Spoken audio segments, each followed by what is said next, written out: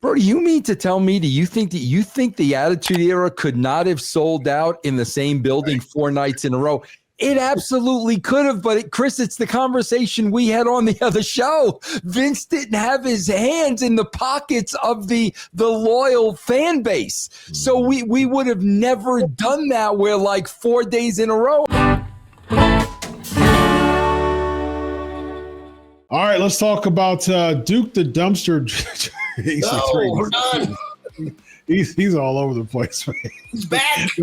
Those libations is getting you. Woo. Let's talk about Dirty Dom, Dominik Mysterio. Okay. He made a controversial comment when he said that the current era is better than the Attitude Era in an interview with Jim Barceloni. He said, honestly, it's such a good time to be in wrestling right now because I might catch a lot of heat for this, but I'm used to the heat. A lot of people would say that the Attitude Era is the best era in wrestling or the most money-driven era in wrestling. But I think this current era we're in has to beat it by long miles. I think we are in has beat it by long miles because we're doing some of the best work that we have ever done. And not only that, but the revenue and the money coming in. You said 4 nights in Tampa. You have Saturday night's main event, NXT Battleground on Sunday, Raw on Monday, NXT again on Tuesday. Not anymore. That wouldn't have happened back then, especially in one place. Now the fact that we can do that, all 4 shows in one place, that's truly amazing. So of course I'm going to give this to Vince Russo, Mr. Attitude Era himself. What is your response to this? Agree or disagree? And why? My response is he's working. I mean, I'm going to be honest with you, man. Like, listen, Dominik Mysterio is a young kid with a very, very, very bright future. There's no question about that. He's working, bro. And guys, like I'm telling you, whether I wrote the Attitude Era or not has nothing to do with it. You know, Chris, on russosbrand.com, you know, every 2 weeks I review an Attitude Era show. Guys, come on. Like you cannot even compare the 2 shows. You can't.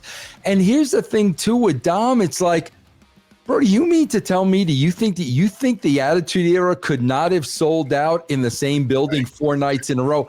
It absolutely could have, but Chris, it's the conversation we had on the other show. Vince didn't have his hands in the pockets of the loyal fan base. So we would have never done that where like 4 days in a row. And you know, again, Chris, talk about karma. Look what just happened. Exactly. He's boasting about that, and they had to cancel one of the shows. Yeah. So I really believe, you know, I believe a couple of things. Number one, he's being in character. Mm-hmm. Number 2, bro, he is very young and probably did not watch those shows. And number 2, I mean, that's company line. You know, obviously, man, he's got to put the company he works for over, and he's got to put this time over. So, like, I totally get it. But anybody who sits down and watches both shows back to back, I mean, Chris, it's not even the both shows shouldn't even be in the same sentence. Yeah. Do you think it's a TKO? Do you think that they were trying to really boast their ego and puff their chest out by saying, hey, we're going to sell the NXT show, the NXT like kind of PLE type of feel on Sunday. Since we got them there, we're going to do Raw on Monday, and heck, why not? Chris, tickets for Tuesday too. Here's the thing, and this is what people have to understand, okay? Bro, they had to cancel the show. They sold 1,600 tickets. Here's the bottom line, Chris.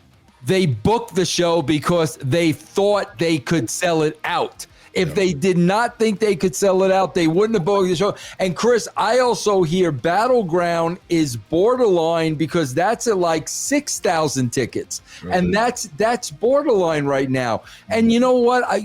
Coach and I had a show today. Bro, I'm happy about this, not because, Chris, I love the WWE. No, bro, I look at this as the fans finally spoke up. The fans finally said no, bro. Like 4 shows in 4 nights. No, we can't go in the backyard and pick the tree, man. The money tree ain't in the back. And I think that's a positive thing, Chris, because if it makes them go back and rethink their ticket prices, that's a freaking win for the fan base, bro. And it makes me think that with this, to me, what this shows is, for some odd reason, you're thinking, and TKO wouldn't know this because they don't follow the product enough to know. They're just looking at dollars and cents. It appears to me that they're thinking that the hardcore fans is going to spend money for these shows when in essence they're not, because they don't have it, right? Because what it seems to me like these big events, these PLEs in these big cities, they have people in the city that has a type of bank account to be able to pay for these things. That's not the NXT crowd, though. The NXT crowd are the college. It's actually at Full Sail. It's in a college, right? Yeah. And so like you have the college crowd that's like, I can give you Battleground, but I can't give you Tampa. I can't give you the show after that, man. And even Battleground's a stretch. And so it just makes me think. To me, it shows the distinction between the hardcore fan isn't as dedicated to the product as you think they are, because it just goes to show, like, for the bigger stages, those are the people that you're dealing with from an economic standpoint versus the NXT crowd. It shows a financial distinction there to me, in my opinion. So. Let me add, was Battleground and the NXT taping in Amalie, the main arena in Tampa? I don't remember. Okay. I think they were, bro. I think they were all in the main arena. I think that's like 20,000 seat arena. That's it is. Yeah. Yep. Wow. That's no, I do like. First off, Dom. I think he's one of the few guys that could like do this interview the right way, in character, and maybe he believes it, and he's right to believe whatever he wants to believe. That is freedom, but at the same time, I respect and enjoy him because he embodies his character fully. He commits to it, whether it's socials, TV, this interview. Like, he ain't afraid to be and I think that's cool as hell. So, shout out to him for that. Getting people talking. I mean, we're talking about it, putting over the product. He's checking all the boxes there. I don't know. It's comparing apples and oranges too, where within the Attitude Era, I think far more talents were more like him in the ability to embody who they were and actually perform with some feel and some intuition, as opposed to the majority of professional wrestling televised nowadays, kind of like overly rehearsed and inauthentic to me. So kudos, Dom. I don't know if I agree, but it doesn't matter. I respect your way to say it, buddy. There you go. USF's court, the Yuling Center. Yeah, it's like an 8,000 to 10,000 one, I think. Yeah, 10,000. Yeah. So even that, I mean, you can't. Why would you do a big arena, for something like that if you had a bigger arena, beforehand, just 2 days later? Guys, both made great points too, with like the fans kind of like, bro, we're out. Yeah, you're a hardcore fan too. Like, you had a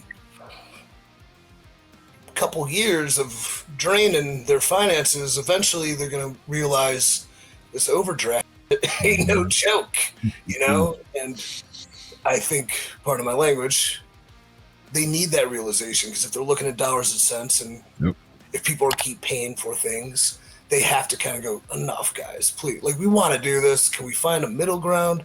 And that's negotiation. That's it's a fan's way of saying, not being afraid to say no. Like, we're not disowning the product, but we can't continue like this.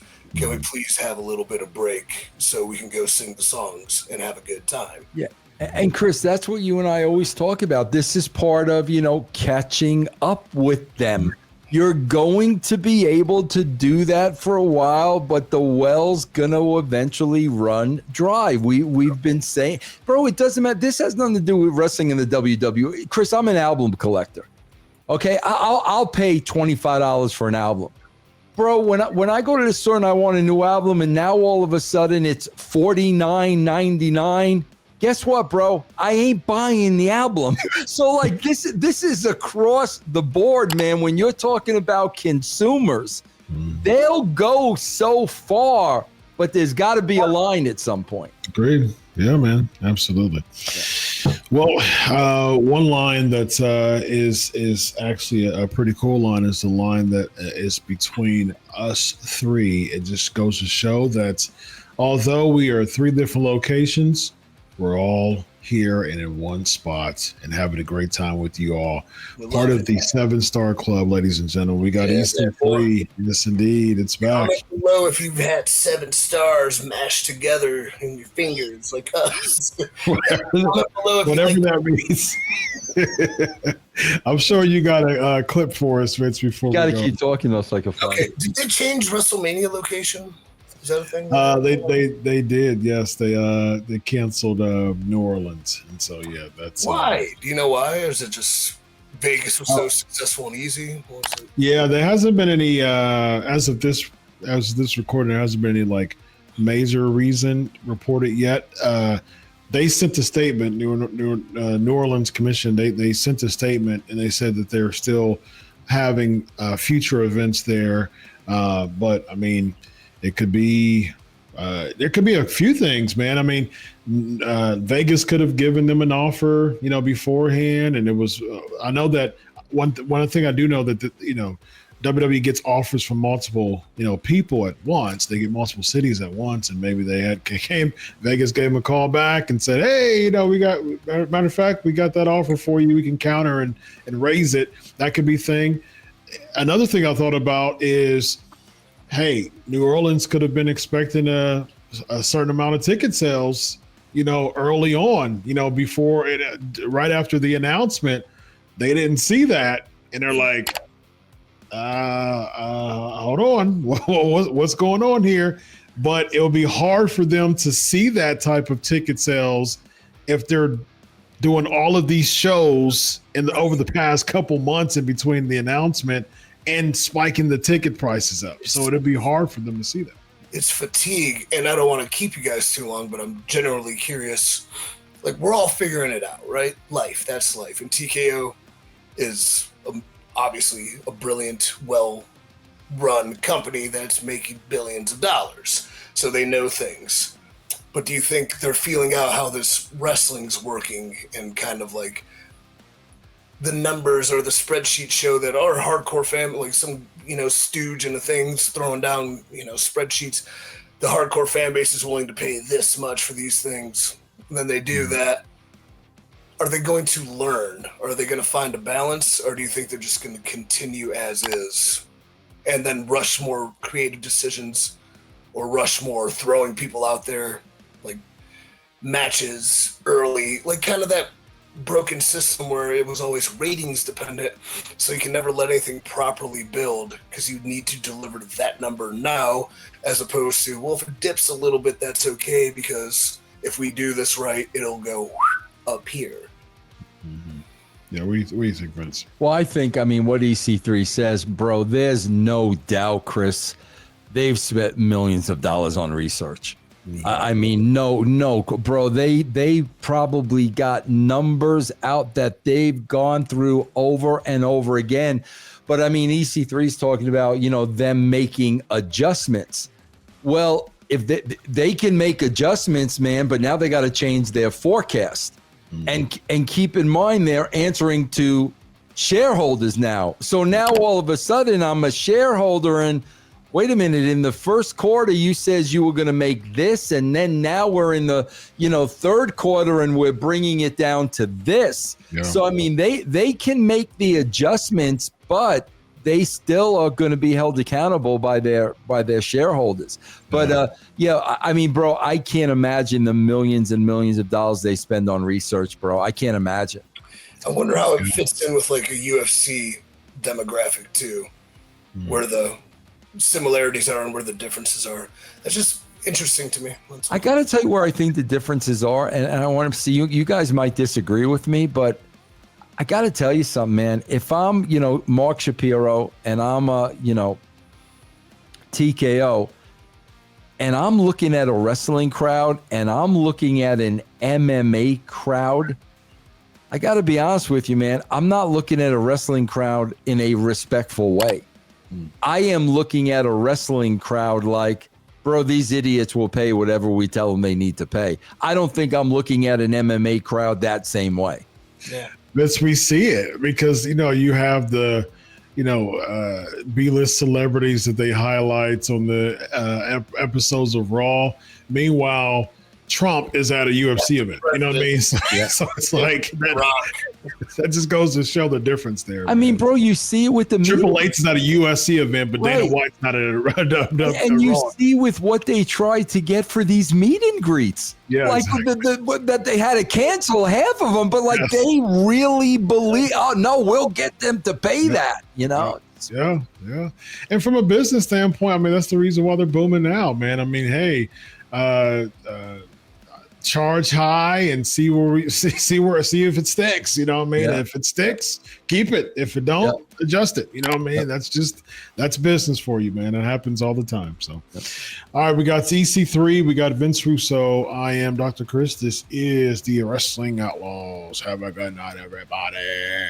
Solo.